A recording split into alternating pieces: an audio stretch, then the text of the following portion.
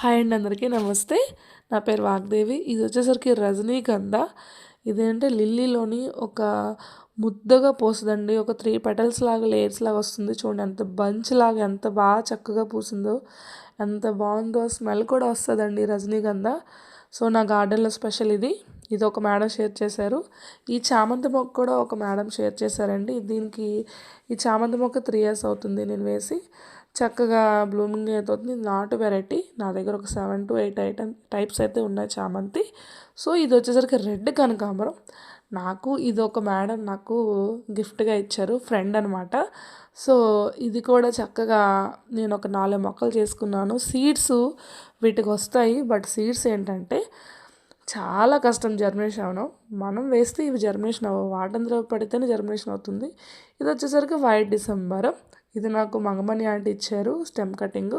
దీనికి ఒక 4 years అవుతుందండి స్టెమ్ కటింగ్ పెట్టి. ఇది వచ్చేసరికి జినియా మొక్క.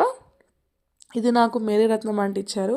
సో నా గార్డెన్లో ఒక్కొక్క ఫ్రెండ్ ఒక్కొక్క గిఫ్ట్గా అంటే మొక్కలు షేర్ చేసుకున్నవన్నీ పెరిగి పెద్ద అవుతుంటే చాలా హ్యాపీ ఉంది. ఇది కూడా మా గ్రూప్లో చెట్టు గుమ్మడండి షేర్ చేశారు. సీడ్ అయితే ఒక్క సీడ్ జర్మినేషన్ అయింది.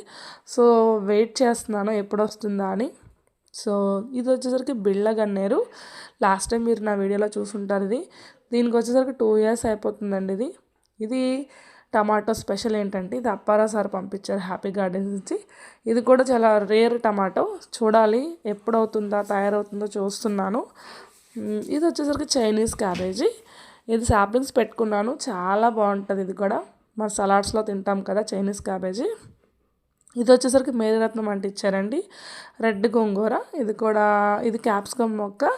సో ఇవన్నీ మన గార్డెన్లో ఒక్కొక్క మొక్క షేర్ చేసి అవి పెరిగి పెద్దయి పూస్తూ ఉంటే కాస్తూ ఉంటే చాలా హ్యాపీ అనిపిస్తుంది. ఇది పాండవ బత్తి అండి. ఎందుకు పాండవ బత్తి అనంటే పాండవులు వనవాసం చేసినప్పుడు ఇది దీపం కింద ఈ ఆకును ఒత్తు రూపంలోనే వెలిగించేవాళ్ళు. అందువల్ల దీన్ని పాండవబత్తి అంటారు. పాండవబత్తి మొక్క గార్డెన్లో ఉంటే చాలా మంచిదండి. మనకి గార్డెన్ సెక్యూరిటీ కూడా దీనివల్ల. మన రోజు కూడా ఇంట్లో ఇది ఒక ఆకు వెలిగించుకుంటే చాలా మంచిదండి. సో మీ గార్డెన్లో ఇది ఉంచుకునేటట్టు చూడండి. ఎవరైనా ఎక్కడైనా దొరికితే ఈ మొక్క అయితే వేసుకోండి. చాలా మంచిది ఈ మొక్క.